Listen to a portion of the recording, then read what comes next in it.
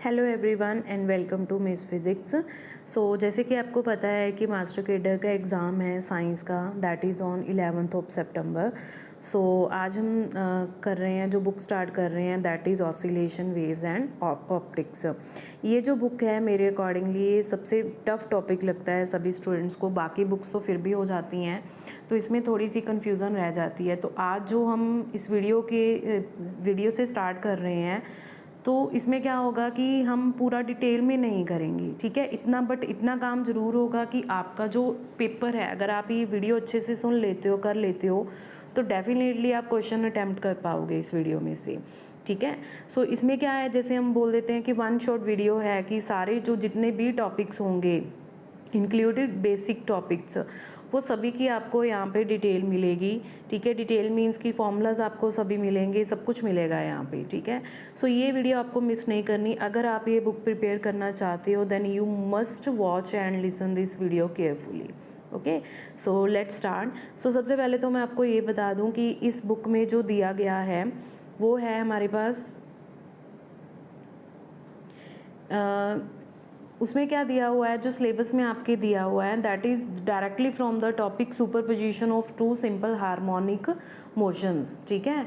तो उससे पहले सुपरपोजिशन करने से पहले हमें ये पता होना चाहिए कि सिंपल हार्मोनिक मोशन जो होता क्या है, उससे रिलेटेड जो टर्म्स क्या होती हैं, ठीक है। तो ये बात जानना ज़रूरी है, क्योंकि जो पेपर का पैटर्न मैंने देखा है तो उसके अकॉर्डिंगली क्या है कि आजकल वो क्या करते हैं कि जो उनके पेपर का पैटर्न है, जैसे अभी मेरिटोरियस का एग्ज़ाम हुआ था, कि वो थ्योरी में से कंसेप्ट उठाते हैं, ठीक है।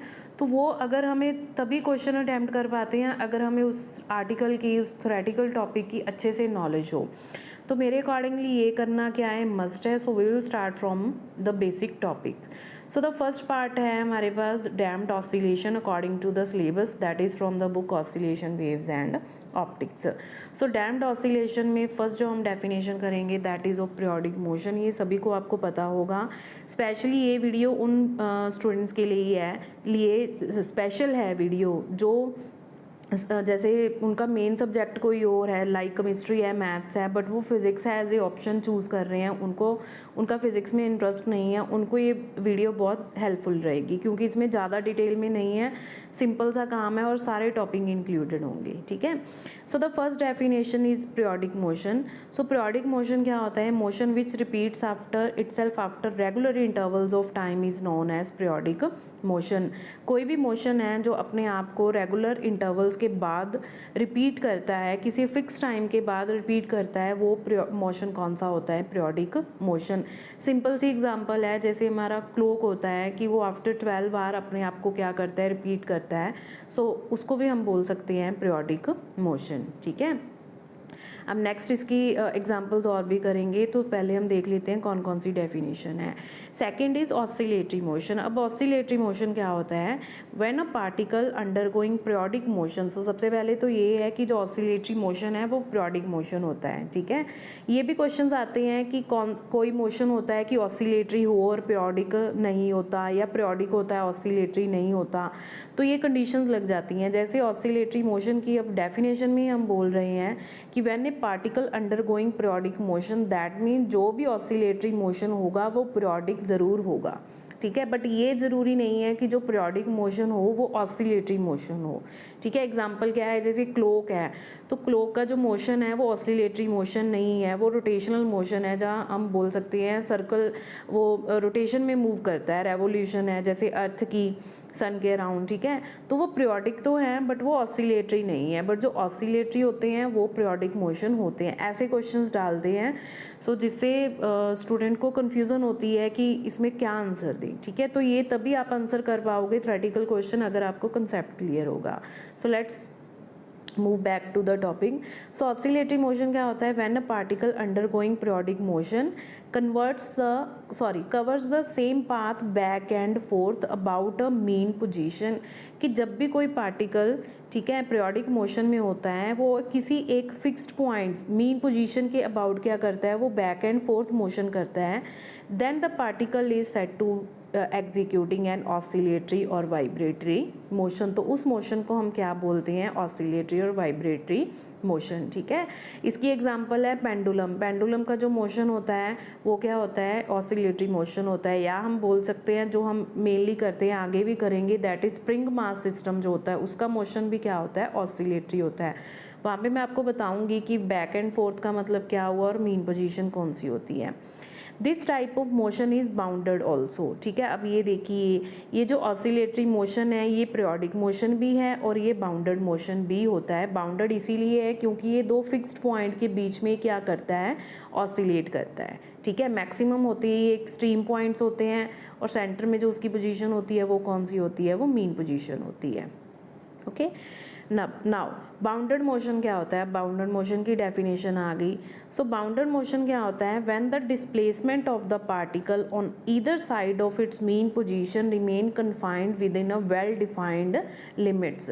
ठीक है, सो सपोज कर लीजिए ये हमारी मीन पोजीशन है, पेंडुलम है, पेंडुलम का मोशन हो रहा है, तो ये क्या राइट हैंड साइड पे जा रहा है, फिर ये वापस मीन पोजीशन को क्रॉस करके फिर क्या जाएगा लेफ्ट हैंड साइड पे। जितना एम्पलीट्यूड इसने राइट में कवर किया है उतना ही वो कहाँ पे कवर करेगा, लेफ्ट में। ठीक है, फिर वो मीन पोजीशन से क्रॉस करेगा। अब ये देखिए with in well defined limits, अब ये दो लिमिट्स हमने लगा दी कि इनके बीच में जो वो पार्टिकल है वो मोशन कर रहा है, that's why this is called bounded motion. इसकी एग्जांपल और भी आप कर सकते हो, जैसे क्वांटम मैकेनिक्स में आप टॉपिक करते हो जो पार्टिकल इन ए बॉक्स होता है। ठीक है, वो पार्टिकल इन ए बॉक्स वाला जो टॉपिक है वो भी किसकी एग्जाम्पल है, that is a bounded motion.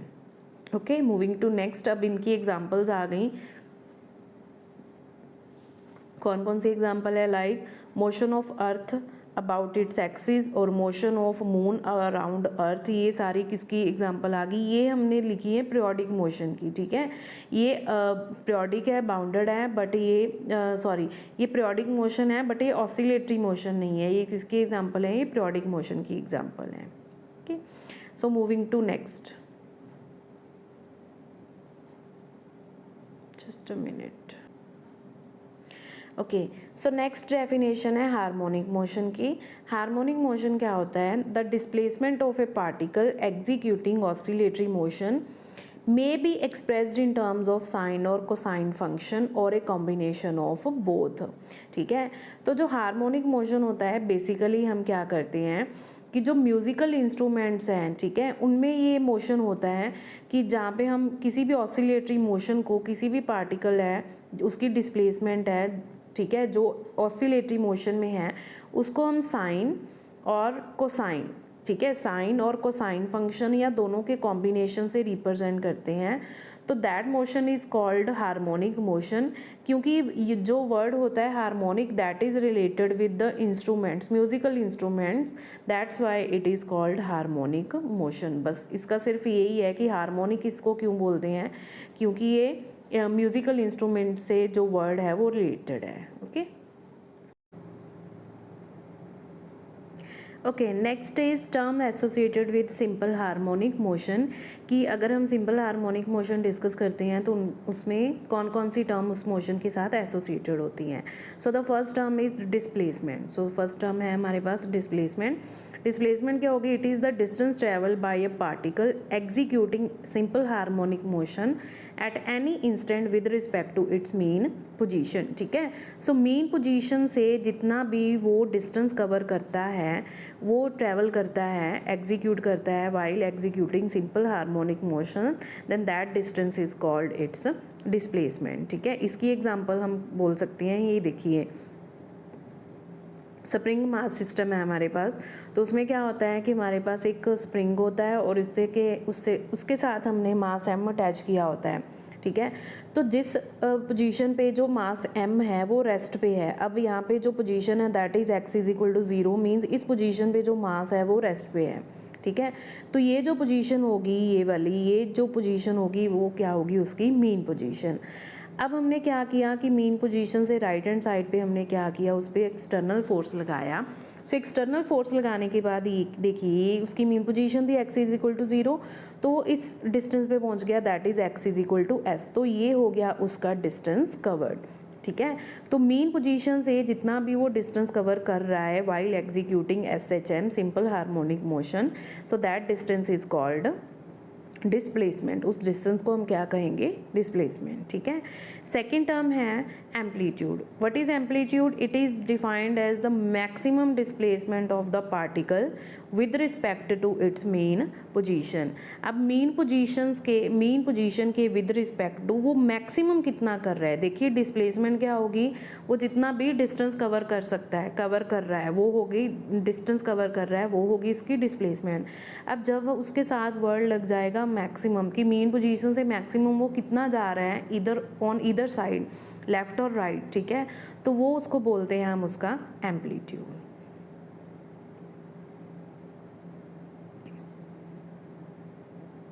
Okay, next हम ये देखिए, अब इसमें इस ग्राफ में हमने क्या किया है, एम्पलीट्यूड को भी रिप्रेजेंट किया और डिस्प्लेसमेंट को, ठीक है। सो अगर हम बोलें कि इस टाइम पीरियड पे मुझे उसकी डिस्प्लेसमेंट चेक करनी है, then this is the displacement, ठीक है। तो ये डिस्प्लेसमेंट हो जाएगी फ्रॉम इट्स मीन पोजीशन, ये उसकी क्या होगी? Mean position. बट अगर मैं एम्पलीट्यूड की बात करूँ तो एम्पलीट्यूड क्या होगा? वो maximum distance from the mean position. तो ये वाली जो लाइन होगी, ये जो डिस्टेंस होगा, that will be the amplitude, ठीक है। क्योंकि ये डैम्ड ऑसिलेशंस हैं तो ये उसका क्या था? मैक्सिमम एम्पलीट्यूड, ठीक है। और ये देखिए फिर आगे जाके अगर उसका डिस्प्लेसमेंट और क्या हो जाएगी, किसी टाइम पे जो भी यहाँ पे टाइम होगा, ठीक है, वहाँ पे क्या हो जाएगी? और कम हो जाएगी। सो डिस्प्लेसमेंट होती है किसी भी टाइम पे उसने कितना डिस्टेंस कवर किया है, बट जो एम्पलीट्यूड होता है दैट इज़ मैक्सिमम डिस्प्लेसमेंट, उसके साथ एक वर्ड लग जाता है, दैट इज़ मैक्सिमम, ठीक है। नेक्स्ट है हमारे पास टाइम पीरियड। टाइम पीरियड क्या होता है? The time taken to complete one oscillation. So जब एक ऑसिलेशन कंप्लीट होती है तो उस ऑसिलेशन को कंप्लीट करने के लिए जितना टाइम लगता है, that is time period. It is denoted with capital T, like in this diagram. तो जो पार्टिकल है उसकी ऑसिलेशन स्टार्ट हो रही है at T is equal to 0। तो यहाँ पे आगे देखिए, यहाँ पे हमने लिखा हुआ है T, that means this is one oscillation. तो इस ऑसिलेशन को कंप्लीट करने के लिए जितना टाइम वो लेगा, that is time period. Next term is frequency. So as we know, frequency is the number of oscillation made by a particle per second. एक सेकेंड में कितनी वो complete oscillations करता है उसको हम बोलते हैं frequency. इसको हम denote करते हैं F से या फिर nu से, ठीक है। Next term is phase. Phase क्या होता है? It represent the state of a particle at any instant with regards to its position and direction of motion with respect to its mean position. So सबसे पहले तो ये आ जाता है कि जब भी हमें कोई भी टर्म मेज़र करनी है तो वो हमेशा कहाँ से होगी? That is from mean position, ठीक है। तो फेज़ क्या होता है कि जब वो पार्टिकल किसी भी टाइम पे अपनी पोजीशन और डायरेक्शन ऑफ मोशन, ठीक है, उसकी जब हम बताते हैं तो वो क्या होता है? उसका फेज़ होता है। फेज़ को हम या तो एंगल की टर्म्स में मेज़र करते हैं या किसकी टर्म में मेज़र करते हैं? टाइम पीरियड में। नेक्स्ट आएगा, जब टर्म्स आएंगी तो आपको क्लियर हो जाएगा कि फेज़ होता क्या है। Next term is epoch. Epoch क्या होता है? That is the phase angle at T is equal to 0। जब टाइम स्टार्ट नहीं होता तो तब वो कितने फेज़ एंगल पे चल रहा है, that is term is called epoch, ठीक है। तो ये कई बार क्वेश्चन आ जाता है, हमने वर्ड सुना नहीं होता तो हमें पता होना चाहिए it is the phase angle at T is equal to 0। Now next is simple harmonic oscillator, ठीक है। सो सिंपल हार्मोनिक ऑसिलेशन या ऑसिलेटर क्या होता है? Harmonic oscillation of constant amplitude and single frequency is called simple harmonic oscillation. तो simple harmonic motion हमने जो पढ़ रहे हैं तो उसमें क्या है कि सिंपल हार्मोनिक ऑसिलेशन अब कब कहेंगे कि जिस ऑसिलेशन का एम्पलीट्यूड क्या होगा? कांस्टेंट होगा और फ्रीक्वेंसी क्या होगी? सिंगल फ्रीक्वेंसी होगी, ठीक है। दैट मोशन इज कॉल्ड या that oscillation is called simple harmonic oscillation and these can be expressed as, इसको हम कैसे एक्सप्रेस कर सकते हैं? इन टर्म्स ऑफ साइन और कोसाइन फंक्शन, सो साइन और कोसाइन फंक्शन में रिप्रेजेंट कर सकते हैं, where x represent the displacement, a represent the maximum amplitude, sine omega and t, ठीक है। तो ओमेगा क्या होती है? ओमेगा हमारे पास होती है angular frequency, that is equal to 2 pi divided by t, ठीक है। तो यहाँ पे ओमेगा की वैल्यू अगर हम सब्स्टिट्यूट कर देते हैं तो यहाँ पे देखिए 2 टीज आ रहे हैं, one is small T, one is capital T. So जो कैपिटल टी होता है वो रिप्रेजेंट करता है टोटल टाइम पीरियड, और जो स्मॉल टी होता है वो रिप्रेजेंट करता है कि जिस भी इंस्टेंट पे, जिस भी टाइम की हम बात कर रहे हैं वो टाइम हम यहाँ पे क्या करेंगे, सब्स्टिट्यूट करेंगे। Similarly displacement can be represented in terms of cosine, ये हमने पहले भी कहा था। तो x is equal to A sine omega T, और you can write x is equal to A cos omega T, where x is displacement at any instant of time t, t is time period, omega के होती है angular frequency. ठीक है। So these are the graph showing the variation. ये हमारे पास graph होता है sine wave का, और ये वाला कौन सा होता है, किसका होता है, कोसाइन वेव का। अब हमें पता है कि जो साइन ज़ीरो होता है वो किसके इक्वल होता है, zero, that's why this graph starts from zero. और जो कॉस ज़ीरो होता है वो किसके इक्वल होता है, दैट इज़ 1। सो यहाँ पे जो मैक्सिमम एम्पलीट्यूड ज़ीरो पे आएगा वो कितना हमने शो किया है, 1। ठीक है। सो अगर इसको टाइम की टर्म्स में देखोगे तो भी आप ये ग्राफ बना सकते हो, अगर एंगल्स की टर्म में देखोगे तो भी ये ग्राफ बन जाएगा। ठीक है। तो ये मैंने आपको बता दिया कि ये 0 से शुरू की होता है और ये 1 से शुरू की होता है, क्योंकि जो इसका जो कर्व बनता है वो हम जैसे इसकी वैल्यूज़ हैं वैसे ही मेज़र करते हैं। लाइक π/2 पे करेंगे, फिर पाई पे करेंगे। ठीक है। लाइक इन दिस, ये जो होता है दिस एंगल होता है दैट इज़ पाई। ठीक है। ये होता है 2π। तो साइन पाई क्या होता है, साइन पाई होता है 0। साइन पाई कितना होता है, 0। और जो कॉस पाई होता है, कॉस 180 होता है, दैट इज़ -1। तो देखिए इसीलिए जो इसका एम्पलीट्यूड है वो कहाँ पे चला गया, -1। अगर ये +1 है तो ये वाला एम्पलीट्यूड क्या हो जाएगा, -1। अगर हम साइन 2π की बात करें फिर से वो 0 होता है। अगर हम कॉस 2π की बात करें तो वो किसके इक्वल हो जाता है, दैट इज़ +1। तो ये देखिए ये 2π है हमारे पास, तो ये जो इसका एम्पलीट्यूड क्या हो गया है, यहाँ पे मैक्सिमम हो गया। तो ऐसे आप ग्राफ बना सकते हो, इसको क्रैम करने की कोई ज़रूरत नहीं है। Next the very important topic is Hooke's law. ठीक है। हुक्स लॉ जो सिंपल हार्मोनिक मोशन में बहुत इंपॉर्टेंट टॉपिक है। हुक्स लॉ में क्या होता है कि हमारे पास एक स्प्रिंग मास सिस्टम होता है जो इसी में हम डिफाइन करते हैं। तो वही होता है कि ये जो एक स्टेबल होता है, फ्रिक्शनलेस स्टेबल होता है। तो फ्रिक्शनलेस होने का मतलब यही है कि यहाँ पे हम कोई भी किसी भी तरह की जो एनर्जी की वेस्टेज है वो कंसीडर नहीं कर रहे। ठीक है। हम ये कंसीडर कर रहे हैं कि जो टोटल एनर्जी है वो क्या रहती है, कंजर्व रहती है।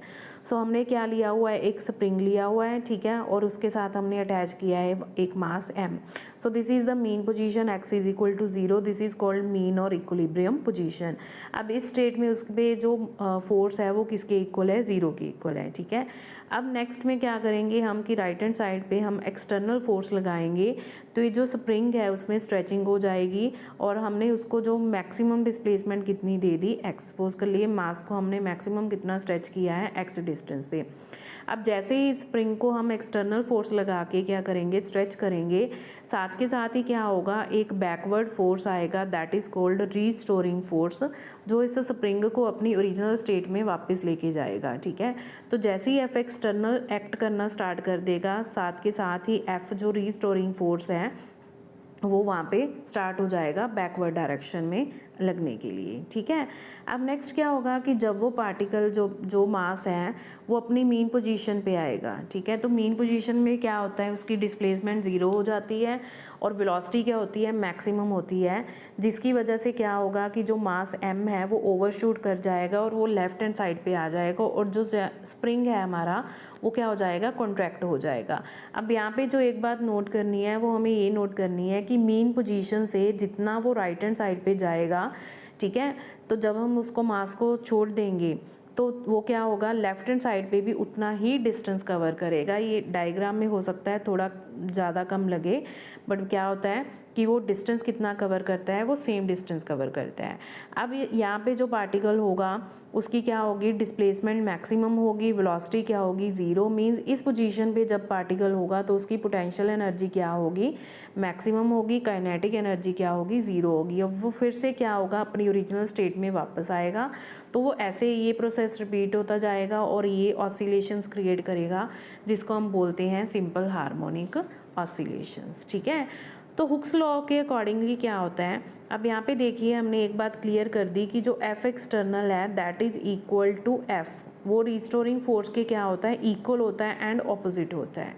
ठीक है, कि दोनों का जैसे ही फोर्स एक्सटर्नल लगाया वैसे ही रिस्टोरिंग फोर्स एक्ट करना स्टार्ट कर दिया, दोनों का मैग्नीट्यूड क्या होगा, सेम होगा और डायरेक्शन क्या होगी, ऑपोजिट होगी। तो हुक्स लॉ हमें बताता है, हुक्स लॉ के अकॉर्डिंगली क्या होता है कि जो एफ एक्सटर्नल है, जो डिस्प्लेसमेंट होती है पार्टिकल की, that is directly proportional to the external force applied, ठीक है, उसके डायरेक्टली प्रोपोर्शनल होता है। अब जो हमारा एफ एक्सटर्नल है वो किसके इक्वल है, माइनस एफ, अभी मैंने बताया आपको रिस्टोरिंग फोर्स के, तो इसको हम लिख सकते हैं minus f is directly proportional to x. अब प्रोपोर्शनैलिटी साइन हटा के क्या लगाते हैं हम, equal to and a constant. So here the constant is s, s is called force constant और स्टिफनेस, ठीक है। कई बुक्स में जो फोर्स कांस्टेंट होता है उसको के के साथ भी रिप्रेजेंट किया होता है, तो ये नोटेशंस है, इससे ज़्यादा कोई फ़र्क नहीं पड़ता। सो आप इसको एस के साथ भी रिप्रेजेंट कर सकते हो, आप इसको स्मॉल के साथ भी रिप्रेजेंट कर सकते हो, ठीक है। सो यहाँ से हमारे पास फॉर्मूला आ गया f is equal to minus s x. अब अगर हम फोर्स कांस्टेंट है डिफाइन करना पड़ेगा, तो एस की वैल्यू क्या हो जाएगी, F divided by x. Hope कि आपको ये समझ में आ गया होगा कि ये माइनस साइन क्यों आया है। ये माइनस साइन इसीलिए है कि जो रीस्टोरिंग फोर्स है और जो डिस्प्लेसमेंट है वो डायरेक्टली क्या होते हैं, ऑपोजिट होते हैं। अगर डिस्प्लेसमेंट हमारी राइट हैंड साइड पे हो रही है तो रीस्टोरिंग फोर्स किस साइड पे एक्ट करेगा, लेफ्ट हैंड साइड पे। सो इन मैग्नीट्यूड अगर हम देखते हैं तो एस किसके इक्वल आ जाएगा, f divided by x, that is it is defined as restoring force per unit displacement, ठीक है। तो इसकी अगर डायमेंशंस फाइंड करेंगे तो डायमेंशन के लिए फॉर्मूला क्या आ जाएगा, फोर्स डिवाइडेड बाय लेंथ। तो एफ का फॉर्मूला होता है m1 l1 t-2 divided by l, ठीक है। तो l से l क्या हो जाएगा, कैंसिल, l 0 आ गया। सो ये आ गया m1 t-2, ये आ गई इसकी डायमेंशंस। और यूनिट्स क्या होगी, फोर्स की होगी न्यूटन, x की होगी मीटर, तो यूनिट आ जाएगी इसकी न्यूटन पर मीटर, ठीक है। तो ये सारी क्या थी, इस यहाँ तक बेसिक टर्म थी। अब हम आ जाएंगे हमारे मेन टॉपिक पे, that is simple harmonic motion, ठीक है। सो सबसे पहले क्या है कि सिंपल हार्मोनिक मोशन की definition, the motion of a particle in which the restoring force is directly proportional to its displacement is called SHM। अभी हमने डिफाइन किया है कि जो डिस्प्लेसमेंट होती है वो डायरेक्टली प्रोपोर्शनल होती है रिस्टोरिंग फोर्स के एंड डायरेक्टेड ऑपोजिट, ठीक है, और दोनों क्या होती हैं, ऑपोजिट डायरेक्टेड होती हैं। अब हमें इक्वेशन निकालनी है तो उसके लिए हम क्या करेंगे, सेकंड डेफिनेशन इसकी SHM की क्या होती है, ये तो फर्स्ट डेफिनेशन हो गई। सेकंड डेफिनेशन, सो न्यूटन के सेकंड लॉ के अकॉर्डिंग क्या होता है, F is equal to M A, ठीक है। तो यहाँ से हमारे पास आ गया M A is equal to S X, A किसकी इक्वल आ गया minus S over M X. तो एस भी कांस्टेंट होता है, मास भी कांस्टेंट होता है, तो हम लिख सकते हैं A is directly proportional to minus X. So इसकी सेकंड डेफिनेशन क्या होगी, ये भी क्वेश्चन आता है। If the acceleration of the particle और system is proportional to its displacement, proportional हो, ठीक है, डिस्प्लेसमेंट के, बट माइनस साइन क्या रिप्रेजेंट करता है, directed opposite, oppositely directed, then the particle is said to be execute simple harmonic motion. Okay, so ये हमने कर ली सिंपल हार्मोनिक मोशन की डेफिनेशन। अब दो डेफिनेशन आप डिफाइन कर सकते हो, one is in terms of restoring force and displacement, second in terms of acceleration and displacement. जब हमें प्रूव करना होता है तो मोस्टली हम ये वाली डेफिनेशन को प्रूव करते हैं कि किसी भी सिस्टम को जब हमने प्रूव करना है कि वो सिंपल हार्मोनिक मोशन एग्जीक्यूट कर रहा है, तो उसका जो एक्सलरेशन होता है, डिस्प्लेसमेंट होती है, that is directly proportional to acceleration, ठीक है, एंड ऑपोजिट डायरेक्टेड। तो तब हम वो बोल देते हैं कि वो जो मोशन होता है वो सिंपल हार्मोनिक मोशन होता है। होप कि आपको समझ आ रहा होगा। देखिए ये जो टॉपिक है सिंपल हार्मोनिक मोशन वाला या ऑसिलेशंस वाला, ये ट्रिकी टॉपिक्स होते हैं बट बहुत ईजी होते हैं। सो मेरी कोशिश तो यही है कि जितना ईजिली मैं आपको समझा सकूँ, ठीक है, उतना करवा रही हूँ। आप अगर कुछ भी ना करके इतना काम भी कर लोगे तो ये भी आपके लिए मोर देन इनफ होगा। आपका डेफिनेटली इसमें से क्वेश्चन अटैम्प्ट हो ही जाएगा। बाकी अपनी तैयारी तो करनी है, ठीक है, ये नहीं है कि अपनी तैयारी छोड़ देनी है। Okay, next. So next topic is equation of simple harmonic motion. So simple harmonic motion की इक्वेशन है वही हमने फिर से बार बार कर रहे हैं कि जो एफ रिस्टोरिंग फोर्स है that is directly proportional to displacement is directly proportional to restoring force. तो कांस्टेंट लगा दिया हमने। अब न्यूटन के सेकंड लॉ के अकॉर्डिंग क्या होता है, F is equal to m में व्हाट इज़ ए क्या होता है, डबल डेरिवेटिव ऑफ डिस्प्लेसमेंट, तो ये हो गया माइनस एस एक्स, ये माइनस लिखा हुआ है, ठीक है। तो m को इस साइड पे लेके जाके हमने क्या कर दिया, डिवाइड कर दिया, तो हमारे पास इक्वेशन बन गई d square x over d t square plus s over m into x is equal to 0। अब हम निकालेंगे s ओवर m की डायमेंशंस की, किस क्वांटिटी की आती हैं। नाउ सी s क्या है हमारे पास, अभी हमने फाइंड किया था m1 L0 T-2, m means mass, ठीक है। तो ये फिर मास से क्या हो जाएगा, कैंसर, L तो पहले ही 0 है, तो हमारे पास बच गया T-2। अब ओमेगा किसके इक्वल होता है, 2 पाई न्यू या फिर 2 pi divided by T. That means अगर हम डायमेंशंस की बात करें तो डायमेंशंस में क्या होता है, वो कांस्टेंट हम इंक्लूड नहीं करते। सो दैट मीन्स ओमेगा स्क्वायर है वो किसके डायरेक्टली प्रोपोर्शनल आ गया, T-2।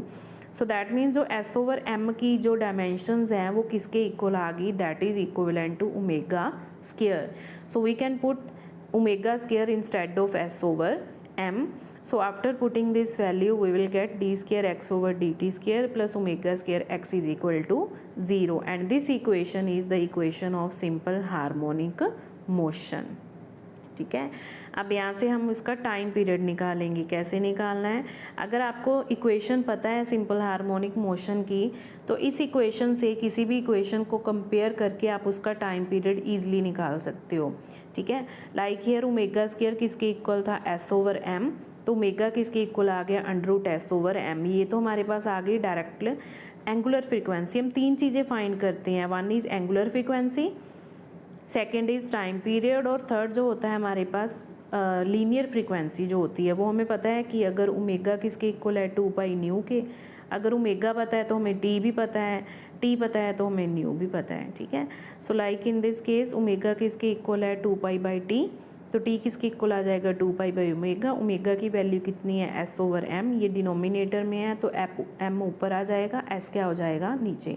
So this expression is given, ये जो एक्सप्रेशन है ये हमें देता है टाइम पीरियड ऑफ ऑसिलेशन। ये आपको एक्सप्रेशन ज़रूर याद रखने हैं, क्योंकि वहाँ पे आपको क्वेश्चन डायरेक्टली एक्सप्रेशन का भी आ सकता है और उससे रिलेटेड न्यूमेरिकल भी आ सकते हैं, ठीक है। तो याद रखना है आपको, इक्वेशन याद रखनी है, उसका टाइम पीरियड का फॉर्मूला याद रखना है, ये जो कांस्टेंट है s ओवर m ये किसके इक्विवेलेंट है, किसकी यूनिट्स आती हैं, तो ये भी आपको याद रखना है।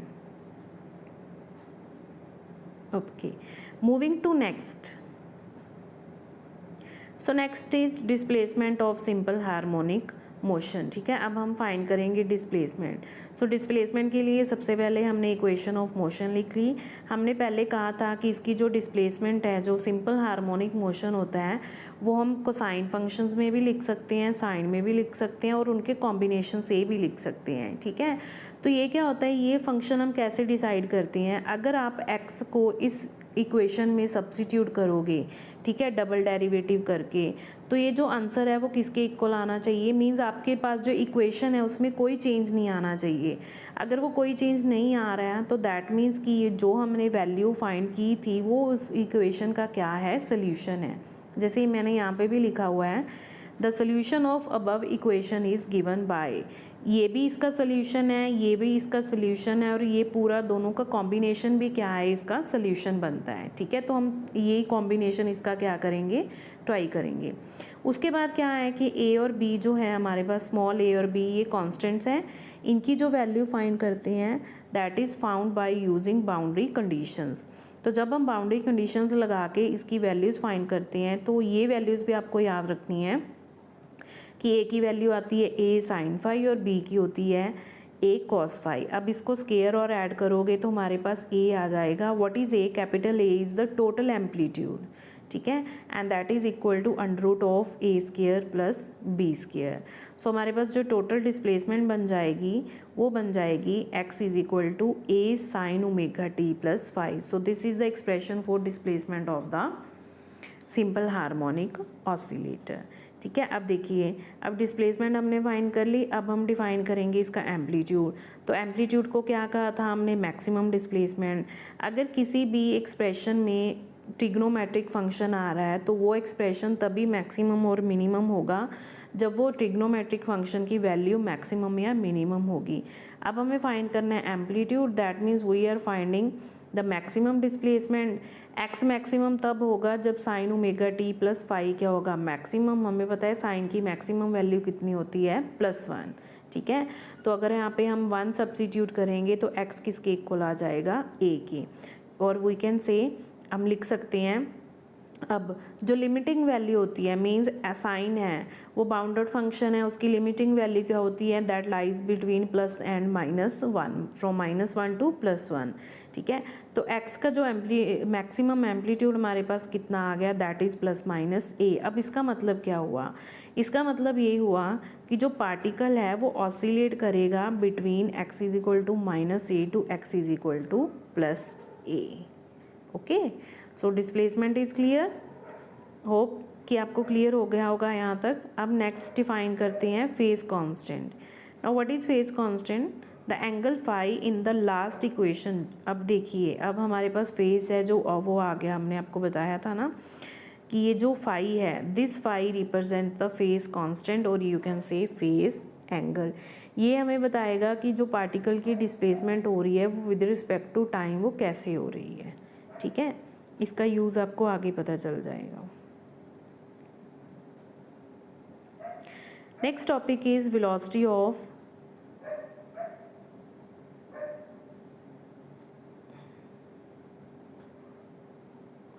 सिंपल हार्मोनिक मोशन, SHM, ठीक है। तो सिंपल है, अब हमने क्या फाइंड किया है, डिस्प्लेसमेंट फाइंड कर ली। हमें पता है डिस्प्लेसमेंट को अगर हम, जो वेलोसिटी होती है वो क्या होता है, first derivative of displacement with respect to time. तो जब हम x को डिफ्रेंशिएट करेंगे विद रिस्पेक्ट टू टाइम तो हमारे पास आ जाएगा velocity a omega cos omega T. ये एक्सप्रेशंस आपको याद रखनी है, ठीक है। अब इसको हम क्या कर रहे हैं, क्योंकि हमारा जो x है वो साइन में आ रहा है तो हम यहाँ पे जो कॉस है उसको किस में कन्वर्ट कर रहे हैं, साइन में। तो हमें पता है साइन π/2 + थीटा किसके इक्वल होता है, कॉस थीटा। तो ये हमारा जो सारी टर्म है वो क्या बन जाएगा, वो थीटा एज एक्ट करेगा, प्लस हमने π/2 साइन लिख लिया। तो ये दोनों एक्सप्रेशन आपस में क्या होंगे, इक्वल होंगी, ठीक है। ये आपको बाद में बताएंगे कि ये क्यों किया गया है। वैसे तो हमारे पास वेलोसिटी का ये वाला इक्वेशन 2 वाला एक्सप्रेशन आ गया, बट फिर भी उसको हमने किस में चेंज किया है, साइन में। अगेन मैक्सिमम वेलोसिटी अगर आपको फाइंड करनी है तो किसके इक्वल होगी, वो मैक्सिमम कब होगी, जब ये सारा फैक्टर किसके इक्वल आएगा, 1 के। तो अगर ये 1 हो जाता है तो वेलोसिटी मैक्सिमम कितनी आ जाती है, मैक्सिमम जो वेलोसिटी होगी दैट इज़ a × ओमेगा। अब ये देखिए, ये रिजल्ट ही आपके काम आएंगे क्योंकि ये आपको डायरेक्ट भी पूछे जा सकते हैं, ठीक है, कि मैक्सिमम वेलोसिटी कितनी होती है आप बताइए, या फिर इसके रिलेटेड क्या होता है, कोई छोटा ही न्यूमेरिकल्स भी बन सकते हैं, MCQs भी बन सकते हैं। ये डिपेंड करता है कि क्वेश्चन का पैटर्न क्या होगा। ओके, वेलोसिटी हो गई, ये याद रखनी है आपको। इक्वेशंस आप लिख सकते हो, नोट कर सकते हो साथ साथ। ये फर्स्ट इक्वेशन डिस्प्लेसमेंट गिवन है, सेकंड में हमने वेलोसिटी फाइंड कर रही है, वो आ रही है इन टर्म्स ऑफ कॉस। थर्ड में हमने सेकंड को क्या किया, कन्वर्ट कर दिया इन टर्म्स ऑफ साइन, और फिर हमने फाइंड की मैक्सिमम वेलोसिटी। अब जैसे ही हमने वेलोसिटी फाइंड करी है, सिमिलरली हम फाइंड करेंगे एक्सेलरेशन। तो हमें पता है एक्सेलरेशन कैसे फाइंड करना है, अगर हमें वेलोसिटी पता है तो हम क्या फाइंड करेंगे, एक्सेलरेशन। सो वेलोसिटी वाले एक्सप्रेशन को डिफरेंशिएट कर देंगे with respect to t again. तो ये हमारे पास एक्सेलरेशन की वैल्यू आ गई। अब देखिए, अब यहाँ पे एक्सेलरेशन पहले से हमारे पास किस में आ रहा है, साइन में, बट यहाँ पे साइन कौन सा आ रहा है, या नेगेटिव, ठीक है। तो इस नेगेटिव साइन को हमें क्या करना है, चेंज करना है, कन्वर्ट करना है इनटू पॉजिटिव। तो उसको हमने लिख लिया साइन थीटा माइनस पाई, या हम लिख सकते हैं क्योंकि साइन ऑफ माइनस थीटा किसके इक्वल होता है, माइनस साइन थीटा की, ठीक है। तो इसीलिए हमने फिर से उसको क्या कर दिया, पॉजिटिव में। अब यहाँ पे पहले से ही साइन था तो साइन तो रहने दिया, अब नेगेटिव साइन को हमने क्या कर दिया, एडजस्ट कर दिया, ठीक है। ये बन गया हमारे पास साइन पाई माइनस थीटा। तो ये क्वाड्रेंट के अकॉर्डिंगली हमारे पास जो नेगेटिव आता है उसको हमने एडजस्ट कर दिया, ठीक है। अब फिर से हम एक्सेलरेशन की मैक्सिमम वैल्यू फाइंड करेंगे, तो जब ये वैल्यू 1 होगी इक्वल टू 1 तो एक्सेलरेशन क्या होगा, मैक्सिमम। तो मैक्सिमम किसकी वैल्यू आ गई, a ओमेगा स्क्वायर, ठीक है। अब आपको नोट कौन सी इक्वेशंस करनी थी, आपको नोट करनी थी इक्वेशन नंबर 1 जिसमें हमारा डिस्प्लेसमेंट और यहाँ पे आ रहा है साइन। इक्वेशन नंबर 3 वेलोसिटी है, यहाँ पे आ रहा है साइन। अब अगर आप वेलोसिटी और डिस्प्लेसमेंट को कंपेयर करोगे तो देखिए ये तो इसका क्या हो गया, कांस्टेंट हो गया, ये इक्वल हो गया मैक्सिमम एम्पलीट्यूड साइन और साइन हो गया, ओमेगा टी प्लस फाई दोनों में है। यहाँ पे जो ओमेगा टी प्लस फाई के साथ क्या है, plus pi by 2। That means जो वेलोसिटी है वो डिस्प्लेसमेंट को लीड कर रही है by an angle pi by 2। ठीक है, अब यहाँ पे आया फेज डिफरेंस, कितना आ गया फेज डिफरेंस दोनों में, पाई by 2। This is very important question that what is the phase difference between displacement and velocity of a particle executing simple harmonic oscillations और सिंपल हार्मोनिक मोशन। तो कितने का फेज डिफरेंस आ रहा है यहाँ पे, पाई बाय 2 का। ये ग्राफिकली देखिए आप, ये देखिए ये जो फर्स्ट ग्राफ है वो बनाया हुआ है x equal to A sine omega t के लिए। ठीक है, अब यहाँ पे आप दो चीज़ें कर सकते हो, ये देखिए यहाँ पे क्या वेरी कर रहा है ओमेगा टी, और इस साइड पे हमने क्या मेंशन किया हुआ है डिस्प्लेसमेंट, और साथ में यहाँ पे क्या मेंशन किया हुआ है एंगल। ठीक है, तीन चीज़ हैं जो पैरेलल चल रही हैं यहाँ पे। जब फाई की वैल्यू फिल करनी है तो वो एंगल्स में फिल करनी है, ठीक है, और ओमेगा टी की जो है वैल्यू वो किसके अकॉर्डिंगली फाइंड करनी है, टाइम की। जैसे यहाँ पे टी 0 है, यहाँ पे टी क्या होगा, यहाँ पे होगा टी बाई 2, यहाँ पे हो गया टी, तो यहाँ पे हो गया टी बाय 4, और यहाँ पे हो गया 3t बाय 2। जैसे एंगल है वैसे ही क्या होगा, टाइम चेंज करेगा। ठीक है, तो हमें ये हम डायरेक्ट यहाँ से देख सकते हैं कि जो x है वो साइन में आ रहा है, तो ये डायरेक्टली कर्व कहाँ से स्टार्ट होगा, साइनोसोडियल कर्व होगा, 0 से स्टार्ट होके। अब हमें देखना है वेलोसिटी। अब देखिए वेलोसिटी को दो तरीके हैं देखने के लिए, एक तो हमने देख लिया कॉस। अब हमें पता है कॉस क्या होता है कि जो 0 पे क्या होता है, मैक्सिमम होता है, तो उसके अकॉर्डिंगली हमने यहाँ पे ग्राफ बना दिया। या फिर आप ऐसे भी देख सकते हो कि ये जो हमने कहा था ना कि x और v में कितने का फेज डिफरेंस है दैट इज़ पाई बाय 2। तो ये देखिए ये अगर 0 पे 0 था तो ये 0 पे क्या चल रहा है, 1 चल रहा है, ये पाई बाय 2 एंगल से उससे क्या चल रहा है, आगे चल रहा है। ठीक है, अब थर्ड देखिए, थर्ड अगर हम डिस्प्लेसमेंट और एक्सलरेशन को कंपेयर करें तो उन दोनों में जो फेज डिफरेंस आएगा वो माइनस की वजह से कितना आ रहा है, ये देखिए equation, this is the equation. तो डिस्प्लेसमेंट और एक्सलरेशन में जो फेज डिफरेंस आ रहा है वो कितने का आ रहा है, दैट इज़ ऑफ पाई। कितने का आ रहा है, पाई का फेज डिफरेंस आ रहा है। आपको इस जो रिलेशंस हैं वो आपको याद रखने हैं।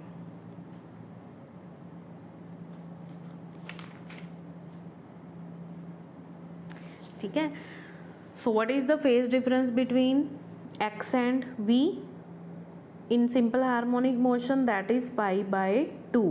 What is the phase difference between acceleration and displacement, that is pi. ठीक है, तो ये दोनों क्वेश्चन आपको बहुत इंपॉर्टेंट है, ये आपको याद रखनी है। ये ग्राफ भी आपको पूछ सकते हैं, ग्राफ वाले क्वेश्चन बहुत कम आते हैं बट ये भी आपको आ सकता है। अब ये देखिए अगर हम जो डिस्प्लेसमेंट थी वो पॉजिटिव में थी तो जो साइन में थी, अब जो एक्सलरेशन है वो किस में आ रहा है, नेगेटिव में है। तो साइनोसोडियल कर्व ही, बट वो उसके कहाँ से स्टार्ट किया हमने, नेगेटिव में, क्योंकि आगे हमारे पास क्या आ गया, साइन नेगेटिव का। तो एम्पलीट्यूड जो पॉजिटिव था वो नेगेटिव हो जाएगा, जो नेगेटिव था वो क्या हो जाएगा, पॉजिटिव। ठीक है, सो नेक्स्ट है हमारे पास, ये मैंने बहुत शॉर्ट में किया हुआ है कि आपको ये पता होना चाहिए अगेन कि आपका इसमें से क्वेश्चन अटैम्प्ट हो जाए कि energy of a simple harmonic oscillator. So जो टोटल एनर्जी होती है हमें पता होता है that is the sum of kinetic energy and potential energy at any instant of time. अब क्या होगा, अब आपको होप कि पता चल गया होगा कि मीन पोजीशन कौन सी होती है और एक्सट्रीम पोजीशन कौन सी होती है।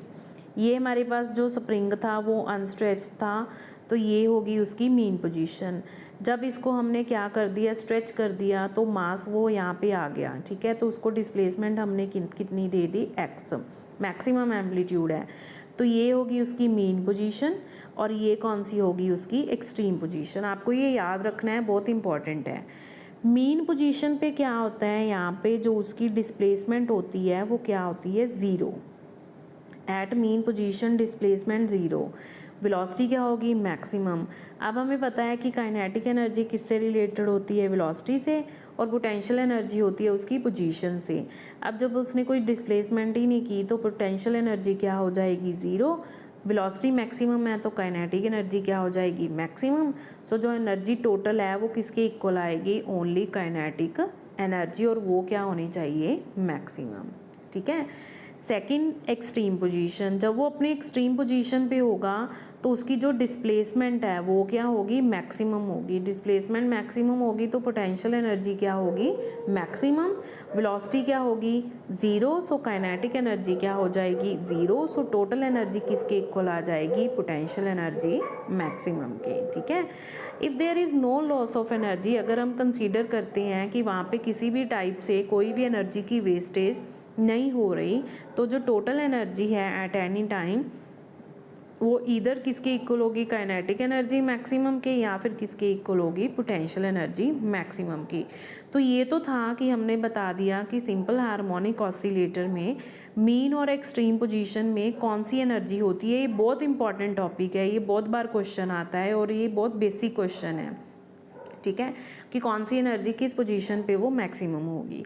अब हमें बताना है उनकी वैल्यू क्या होगी अगर हमें न्यूमेरिकल आता है। तो पोटेंशियल एनर्जी का फॉर्मूला होता है, ये डायरेक्टली हमने लिखा है सॉल्व करके, that is half S x square. ठीक है। अगर हम यहाँ पे एस ओवर एम को सब्सिट्यूट कर देते हैं ओमेगा स्केयर और एक्स की वैल्यू फिल कर देते हैं तो हमारे पास ये एक्सप्रेशन बन जाएगा। बट अगर हमें फाइंड करनी है मैक्सिमम तो अगेन ये वाला जो फैक्टर है वो किसके इक्वल हो जाएगा, दैट इज़ इक्वल टू 1। तो पोटेंशियल एनर्जी मैक्सिमम किसके इक्वल आ जाएगी, half m omega square a square. ठीक है। सिमिलरली काइनेटिक एनर्जी होती है हाफ एम वी स्केयर, यहाँ पे हमने वी की वैल्यू सब्स्टिट्यूट कर दी। अगेन अगर मैक्सिमम होगी तो कितनी आएगी हमारे पास, ये वाला जो फैक्टर है वो किसके इक्वल बन जाएगा 1 के। तो टोटल एनर्जी आ जाएगी हमारे पास half M A square omega square, where omega square is equal to S over M. So that means total energy is maximum, potential energy is equal to kinetic energy maximum, और तीनों का expression क्या आ जाएगा, half M A square omega square. This is very important. अब इसको graphically हम कैसे रिप्रेजेंट करेंगे, देखिए ग्राफ में हम कैसे रिप्रेजेंट करेंगे। तो इस साइड पे हमारे पास डिस्प्लेसमेंट, ठीक है।